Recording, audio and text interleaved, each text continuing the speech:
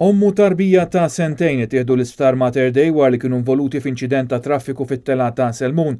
L-inċident seħal ħabta ta' 2:20 ta' wara nofsinhar. Fil-ħabta kienu involuti SUV ta' tip BMW misjuqa mill-mara u li magħha kellha tarbija u van li kellu numru ta' passiġġieri.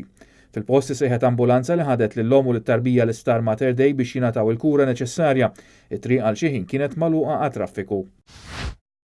Ħaddiem ta' 45 sena weġġa gravi meta l-ħamis filgħodu waqa' minoli ta' madwar 2 sulari f'sit ta' kostruzzjoni f'San Ġwan. L-inċident seħal ħabta ta' 8:10 ta' filgħodu fi Sqaq Tomna meta r-raġel imwieled il-Liberja kien qed jagħmel xi xogħol fl-istess sit u għal xi raġuni waqa' għoli ta' 2 sulari.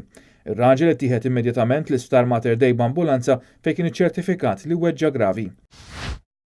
F'inċident ieħor anzjan ta' 84 sena jinsab fil-periklu tal-mewt wara li waqa' minn fuq sellum fil-Mosta. L-inċident seħal ħabta ta' l-10 ta' filgħodu.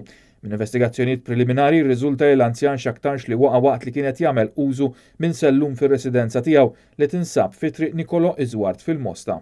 Bil-każ kienet informata l-Maġistrat tal-Assa Charmen Gallia li appuntat inkjesta.